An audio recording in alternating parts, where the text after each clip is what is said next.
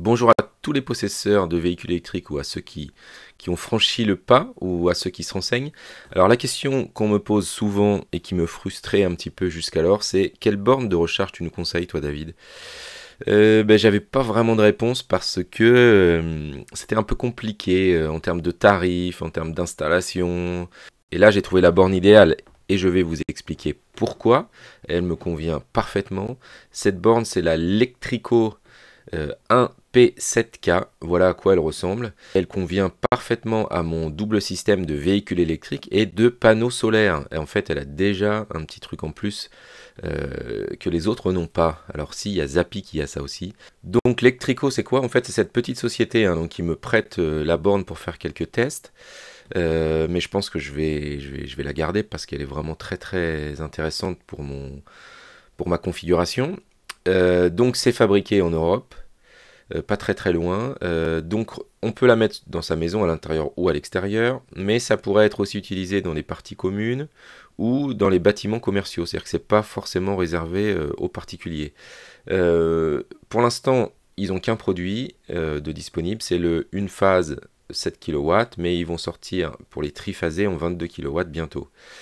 Ils annoncent un tarif un tout petit peu au-dessus des 1000 euros, ils espèrent. Donc c'est vraiment hyper intéressant pour des bornes 22 kW, pour mettre dans les sociétés notamment, mais pourquoi pas à la maison. Moi, ce qui m'a intéressé beaucoup, c'est que je vais la mettre dehors et là, le câble, il est attaché, donc je ne vais pas me le faire voler. Donc ça, c'est une première chose importante. Deuxième chose, c'est qu'effectivement, c'est facile à installer. Alors même si la réglementation nous dit qu'il faut le faire installer par un installateur, en fait, s'il y a 3 fils à brancher, on peut faire ça tout seul. Bon, c'est pas la réglementation, mais franchement, ça peut se faire. Et puis, ce qui m'intéresse aussi beaucoup, c'est ça, c'est que elle est prévue, et moi j'ai pris cette option, donc la borne elle est à 719 euros. Alors, il y a quelques promos de temps en temps. Et donc, on peut directement utiliser l'énergie de ces panneaux photovoltaïques pour recharger sa voiture. Et on pourrait même imaginer n'utiliser que les panneaux photovoltaïques. Et la voiture ne recharge que lorsque vous produisez suffisamment d'électricité grâce à vos panneaux. Alors ça, voilà, il faut être chez soi, avoir la voiture chez soi, tout ça, mais pour certains, c'est possible. Donc, assez intéressant cette partie-là que je vais vous expliquer. Ce qui est bien aussi, c'est qu'on a une application mobile qui nous permet de gérer des choses assez intéressantes. On peut ajuster le pourcentage de charge manuellement, mais ça peut se faire aussi de manière automatique. Je vais vous montrer ça. Comme moi j'ai 2 véhicules électriques, et bien du coup, si je fais 7 et 7, puisque j'ai 2 bornes, et bien 7 et 7, ça fait 14, et moi je suis en 12 kg ou volt-ampères, et donc ça passe pas. Donc là, automatiquement, celle-là va réduire sa puissance jusqu'à ce que j'ai suffisamment de puissance. On peut contrôler l'arrêt et le démarrage de la charge à distance. Voilà. Et au niveau de la configuration, bon voilà, j'ai fait ça tout seul, il n'y a pas besoin d'être super fort. Ils ont vraiment essayé de simplifier la configuration, il n'y a pas besoin d'être informaticien pour pouvoir faire ça. Donc dans cette première vidéo, je vous explique les fonctionnalités, ce qui est intéressant. Et dans la deuxième vidéo, je vous montrerai l'installation.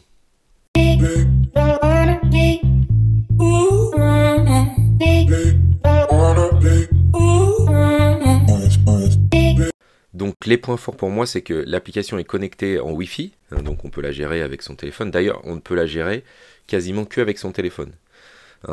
La configuration, vous avez vu, elle ne se fait pas du tout sur le boîtier, c'est sur le téléphone. Donc si vous n'avez pas de smartphone, c'est pas la peine. Alors pas pour recharger, on n'a pas besoin forcément du smartphone pour recharger, mais on a besoin du smartphone pour la configurer.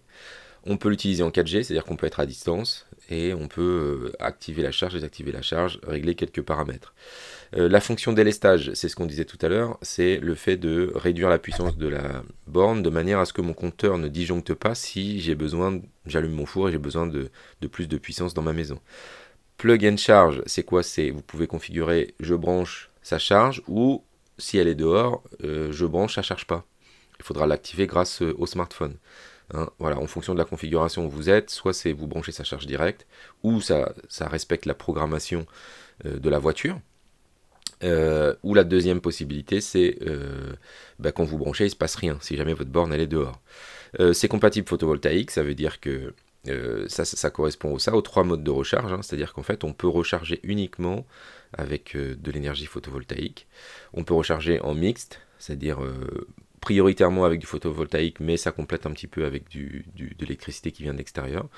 Il y a le suivi des courbes de recharge, donc ça m'intéresse parce que je ne l'avais pas pour l'instant, hein, pour savoir à quelle vitesse ma voiture elle recharge, et si tout s'est bien passé. Le tarif est 700 €, et c'est assez facile à installer. Il y a juste 3 câbles à brancher et après à faire la configuration des modules pour le Wi-Fi. Donc bien sûr, il faut que la borne soit suffisamment proche de votre box ou de vos petits modules qui étendent le Wi-Fi, hein. Nous, on a des Google Home qui étendent le Wi-Fi dans la maison pour que tout fonctionne bien. Mais il faut faire attention, hein, si vous avez votre borne qui est trop loin de votre réseau Wi-Fi, ça ne va pas fonctionner. Et le dernier point, c'est l'évolutivité de la borne. Moi, j'ai eu des ingénieurs au téléphone là, qui m'expliquaient que pour l'instant, toutes les fonctionnalités n'étaient pas encore là. Je vous en parlerai. Mais qu'ils allaient les rajouter un peu à la manière de Tesla, hein. Ils rajoutent des fonctionnalités et on ne paye pas plus. Voilà. Parce qu'il manque quelques fonctionnalités, notamment la programmation de la charge.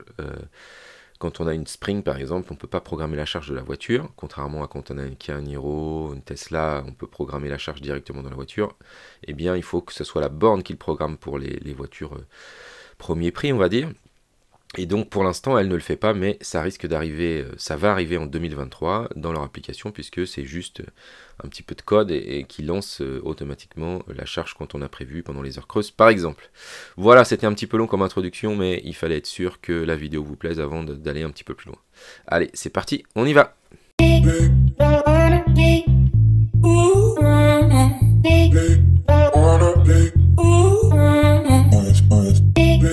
Alors, je vous explique un petit peu le contexte, hein. Moi, j'ai un Kia Niro et j'ai une Dacia Spring avec un compteur de 12 kVA et j'ai pour l'instant 2 panneaux solaires. Et j'ai déjà une borne de recharge pour le Kia Niro, ou pour l'autre hein, d'ailleurs, mais à chaque fois que je regardais les bornes, c'était plus de 1000 € pour pouvoir avoir une borne pour ma petite Spring, donc pour l'instant, je n'avais pas forcément l'utilité. Sauf que quand je veux recharger sur les heures creuses de 2 heures à 4 heures et que j'ai beaucoup roulé, j'arrive pas à recharger ma voiture complètement. Donc une petite accélération pourrait être intéressante. Et ce qui m'intéresse surtout beaucoup dans cette borne à 700 €, hein, c'est que je vais pouvoir utiliser l'énergie de mes panneaux photovoltaïques, de mon surplus, plutôt que de le rejeter dans la nature. Si je suis à la maison en télétravail le week-end, je vais pouvoir recharger ma voiture gratuitement, on va dire. Voilà, on va pouvoir optimiser un petit peu tout ça et ça se fait tout seul en plus. C'est ça qui est bien, c'est que j'ai pas besoin d'acheter d'autres modules à côté. Tout est fourni avec la borne pour que ce soit fait de manière la plus intelligente possible. Voilà, c'est ça qui me plaît beaucoup dans tout ça. Alors pour ceux que ça intéresse, hein, je vous mets tout de suite le lien, parce que pour l'instant le seul distributeur qu'ils ont c'est Amazon, donc on passe par Amazon, et donc je vous mets le lien dans la description de la vidéo. Attention, il y a deux modèles, il y a le modèle sans la possibilité d'utiliser le photovoltaïque, mais vous pourrez sans doute racheter le petit module plus tard. Et il y a la possibilité, donc la borne à 700, moi c'est celle que je vous conseille, où vous allez pouvoir utiliser le surplus de votre production photovoltaïque. Alors on revient sur la première partie qui est la partie connectée 4G de l'application. Alors ça veut dire quoi? Ça veut dire que vous avez accès aux fonctionnalités même quand vous n'êtes pas chez vous.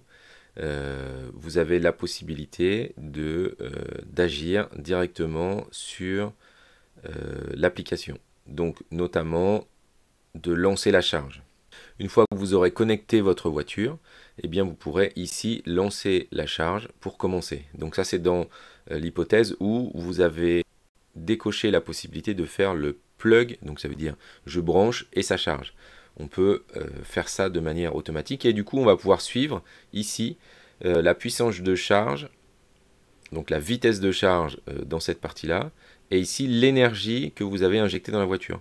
Voilà, moi je n'avais pas cette information-là pour l'instant sur ma première borne, et cela me paraît très intéressant d'avoir l'énergie que l'on a injectée dans la voiture. Ici vous avez la possibilité de diminuer la vitesse de charge de manière manuelle, mais cela va pouvoir se faire automatiquement. Dans la partie qui est dessous, vous avez ici la puissance de charge que vous retrouverez, donc c'est le petit symbole noir hein, qui va se mettre tout en haut quand vous rechargez à 7 kW. Et ici, vous avez, là c'est une forme de symbole, hein. C'est-à-dire que si vous avez demandé 7, donc ça sera bleu jusqu'ici, une fois qu'elle sera en charge, mais qu'elle a réduit automatiquement, vous verrez que le petit symbole noir va être plutôt vers le milieu, hein, si vous êtes à 3 kW, ou complètement en bas si vous êtes en 100% green. Et ici, vous aurez la puissance exacte de recharge. Maintenant, on va parler de la deuxième partie qui est la partie du délestage. Je vais vous expliquer exactement ce que c'est le délestage. Donc, on a notre maison qui est branchée sur le courant de l'extérieur. D'accord? Et on va avoir notre petite voiture qui va vouloir recharger. Ici, mon compteur, il me permet de délivrer 9 kW de puissance. Et ma maison consomme 1 kW. Ma voiture recharge à la vitesse maximale de 7 kW. Tout marche bien, hein, puisque 7 plus 1, 8. Et donc on est inférieur à la puissance qui est délivrée par mon compteur. Donc ça pose pas de problème. Je peux recharger tranquillement. Maintenant, ma maison, elle consomme 3 kW parce que j'ai allumé le four. Et donc là, ma voiture, si elle consomme 7 kW, pardon, bah ça va poser problème parce qu'on va être à 10 kW et que mon compteur pourrait en donner que 9. Donc là, qu'est-ce qui va se passer? C'est que je vais avoir une coupure du compteur. Donc le compteur Linky va s'arrêter, ou le compteur non Linky va disjoncter, et ça va poser problème. Je vais être obligé manuellement d'aller sur ma borne pour réduire la puissance pour que je puisse allumer mon four et faire ma cuisine le temps de tout préparer. Donc là, ce qui est bien dans cette borne Electrico, c'est qu'il y a un petit module qui va se mettre à l'entrée du compteur et qui va vérifier la puissance que j'utilise. Et donc ça va automatiquement réduire ici, si je consomme 3 kW, ma voiture à 6, de manière à ce que ça passe et qu'on arrive aux 9 kW. Dès que je vais éteindre mon four, ma voiture va repasser à 7 kW à la puissance maximale. Voilà, tout se fera automatiquement. Moi, dans mon cas particulier, hein, comme j'ai deux véhicules électriques, 7 et 7, 14, et que je n'ai que 12 kVA, donc ça veut dire que du coup, je vais, quand les deux voitures vont charger en même temps, tant que l'autre borne est à 7, celle-ci, elle va réduire, et dès que l'autre va s'arrêter, celle-ci, elle va monter un peu plus en puissance. Donc voilà, ça c'est vraiment quelque chose qui peut être très pratique et qui nous évite de prendre un compteur trop élevé, enfin de prendre une puissance du compteur trop élevée parce que des fois c'est plus cher et c'est la borne qui va gérer ça de manière complètement transparente et autonome pour nous. L'étape suivante, c'est le plug and charge. Donc je vais vous montrer directement sur l'application ce que c'est. Alors ici, quand je suis sur l'application, vous voyez, j'ai connecté la borne à la voiture, puis appuyé sur démarrer pour recharger. Mais moi, j'ai pas envie que ça fasse ça, puisque ma borne, elle est chez moi, dans mon garage, enfermée. Donc je veux que dès que je branche, tout se fasse automatiquement. Il suffit juste d'aller ici sur la configuration de la borne et d'activer le brancher et charger. Voilà. Au passage, mais je vous remontrerai lors de l'installation, hein, le mode équilibrage de charge, il est ici. Hein, donc là, ici, vous allez régler la puissance de votre compteur. Donc ça, je vous expliquerai pendant l'installation comment on fait. Et ensuite, il va y avoir un ajustement automatique sur votre borne. Donc là, ça c'est le numéro de ma borne, hein, de manière à ce que je ne dépasse pas, que mon foyer ne dépasse pas les 80 ampères. Donc si jamais, c'est pas 80 ampères, mais c'est 50 ampères, voilà, c'est là qu'on fera le réglage. Mais je vous expliquerai au moment de l'installation comment on fait pour calculer ça, pour être sûr de ne pas se tromper, sinon ça ne va pas marcher. Hop, je peux fermer ça. Voilà la différence entre le brancher et charger, donc le plug and charge, ou l'autre possibilité. Donc moi je vous conseille d'activer ça si votre borne est à l'intérieur de chez vous. Si elle est à l'extérieur, il faudra désactiver cette petite partie-là, sinon n'importe qui va venir se brancher et sa voiture va charger. Troisième partie, c'est le fait que ce soit prévu pour le photovoltaïque. Effectivement, il y a un petit Shelly qui est préconfiguré, qu'on va mettre à l'arrivée du compteur. Donc tout ça, c'est sans fil entre le Shelly et la borne, donc c'est un tout petit module. Et il va nous calculer le surplus, c'est-à-dire qu'on va avoir la consommation de la maison en temps réel, Mais nous, on ne le verra pas, c'est tout transparent. Et lui, ce qu'il va savoir, c'est est-ce qu'on rejette du courant vers le réseau extérieur. Et donc, c'est à ce moment-là qu'il va pouvoir voir les 3 modes de recharge. Je profite pour vous montrer le suivi et la courbe de charge. Donc, je retourne sur l'application. Quand je suis ici dans l'application, tout en haut à droite, j'ai mon petit menu où je vais trouver l'historique des sessions. Donc là, j'ai les différentes charges que j'ai effectuées. Donc si je prends cette charge ici, eh bien je sais que j'ai mis dans ma voiture 9,11 kWh et j'ai ici la courbe de recharge. Voilà, ce qui me permet de voir que, du coup, vous avez vu, la borne elle est très très stable, hein, et la voiture aussi, et que sur la fin, c'est la question que souvent les gens se posent, il y a une petite baisse, hein, de manière à remplir tranquillement la batterie jusqu'au bout. Là, c'était la grosse charge, hein, du gros véhicule, et ici on a délivré 59 kWh dans la batterie, et on a la puissance de charge aussi, voilà, avec la réduction sur la fin. Donc vous avez tout votre historique qui est ici en place. On passe maintenant à l'étape d'après qui est l'utilisation des panneaux solaires. Donc j'ai l'électricité qui vient de l'extérieur, mais cette borne, elle permet de recharger sa voiture. Si j'ai pas de panneau solaire, ça marche très bien, hein. Donc le courant, hop, il va passer d'Enedis, de Total Energy dans la borne, puis dans ma voiture. Donc ça pose pas de problème, c'est une borne classique. Voilà. Mais on a aussi la possibilité d'avoir des panneaux solaires. Donc moi j'en avais 2, mais j'en ai commandé 4. Alors pourquoi j'en ai commandé 4? Parce qu'il faut un minimum de puissance.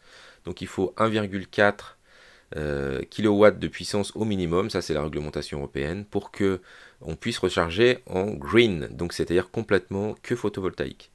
Et à ce moment-là, eh bien l'énergie, quand les panneaux produisent suffisamment, va permettre de recharger la voiture.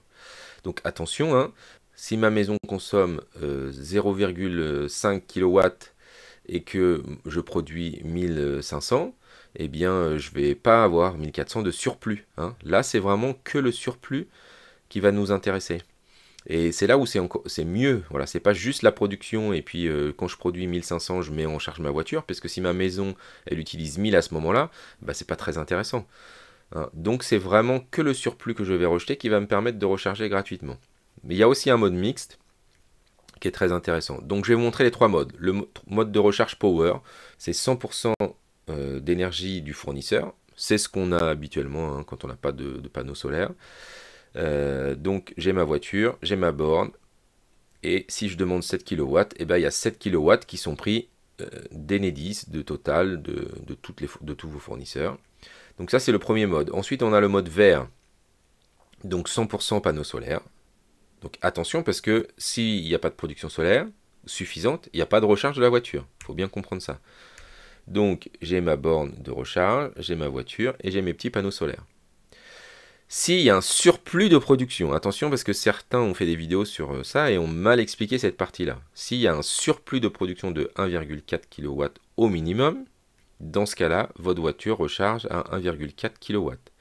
S'il y a un surplus de production de 1,6, votre voiture recharge à 1,6. S'il y a un surplus de 3 kW, votre voiture recharge à 3 kW. Ça se fait tout seul. Mais là, il faut des panneaux solaires. C'est-à-dire que les 4 petits panneaux solaires là vont pas suffire pour faire ça, hein. Il va falloir une plus grande quantité de panneaux solaires, des panneaux solaires sur le toit, des panneaux solaires en autoconsommation. Les deux, ça fonctionne, hein. Un mix des deux, même d'ailleurs. Et là, ça va fonctionner. Alors attention, la charge va être beaucoup plus longue, hein, mais du coup, là, c'est gratuit et ça évite de perdre de l'énergie. Moi, je trouve que les gens qui ont déjà des panneaux solaires et qui revendent à 10 centimes leur électricité, sont sûrement mieux de les mettre dans leur voiture, s'ils ont une voiture électrique en pleine journée, puisque eux, ils la payent 18, hein, environ. Donc, vaut mieux la mettre dans sa voiture, plutôt que de la revendre 10 centimes. On gagne 8 centimes, donc c'est presque le double, hein. C'est doublement rentable, du coup, plutôt que de les faire racheter. Et donc là, c'est gratuit. Le troisième mode, c'est le mode hybride. C'est le plus compliqué à comprendre. Et ça maximise le solaire. Donc, si vous avez votre borne de recharge, votre voiture, vos panneaux photovoltaïques, mais là, ça utilisera aussi l'électricité de l'extérieur, le minimum, c'est 1,4 kW. Donc, à partir du moment où vous allez utiliser le mode hybride, votre voiture va recharger à 1,4 kW au minimum. D'accord? Donc, si vous avez un surplus de production de 0,8, eh bien, elle va utiliser automatiquement 0,6 du fournisseur d'électricité. Donc, c'est un tout petit peu plus de solaire et un petit peu moins d'électricité. Si jamais vous avez un surplus de production de 1,4 kW, elle va se mettre à 1,4 kW et vous allez utiliser 0 de l'électricité extérieure. Donc là, on se retrouve dans la situation de tout à l'heure. Sauf qu'elle recharge quand même à 1,4 si jamais il n'y a pas de production solaire. Si jamais vous avez un surplus de production de 2,8 kW, eh bien, votre voiture va recharger à 2,8 kW et elle va utiliser 0 de l'extérieur. Donc en fait, ça va maximiser le solaire, mais en même temps, ça va quand même recharger la voiture au minimum à 1,4 kW. Donc ça, c'est très intéressant. En termes de tarifs, pour cette borne, on est à 604 € si vous ne prenez pas l'option panneau solaire. Et on est à 720 avec le petit module en plus Shelly qui s'ajoute et qui est préconfiguré. Voilà, on ne peut pas utiliser un autre module Shelly qu'on aurait déjà à la maison. Bien sûr, je me suis posé la question et je leur ai posé la question. Donc 604 ou 720 directement sur Amazon et vous êtes livré rapidement. Il faudra rajouter un disjoncteur différentiel 30 mA 40 A. Voilà. Que vous pouvez trouver sur Amazon comme celui-ci à 40 €, donc du Schneider, donc de la bonne qualité. Et il faudra rajouter du câble en 10 carrés, voilà, et c'est environ 4 € le mètre. Donc il faut prévoir ça dans votre borne. Donc on vous montrera lors de l'installation, mais on peut rentrer le câble par l'arrière de la borne. Donc ça c'est assez intéressant. Il y a plusieurs manières de rentrer le câble et je vous montrerai, c'est juste 3 fils à brancher. Si jamais vous les avez mal branchés, la borne elle va pas démarrer puisqu'il y a une sécurité. Voilà, c'est plus simple à brancher qu'une plaque vitrocéramique où si vous la branchez mal, tout casse. Là, comme il y a de l'électronique, il y a des sécurités. À ce niveau-là, ça pose aucun problème. Je vous remets le lien de cette petite borne directement dessous et je vous montre maintenant les petits bonus. Parce qu'il y a des petits bonus sur l'utilisation de l'application. Donc quand on est dans l'application, vous avez vu, pour changer les modes Power, Hybrid et Green, c'est juste là. Voilà. Donc j'ai juste à cliquer ici et rapidement je peux passer d'un mode à l'autre. Donc ça c'est pas mal. Ici je peux régler la puissance de la borne, ça on a déjà vu. Et dans les réglages, donc on peut changer le nom de la borne, parce que ça c'est la borne qui est à la maison, mais je pourrais en avoir une à l'intérieur, une à l'extérieur par exemple.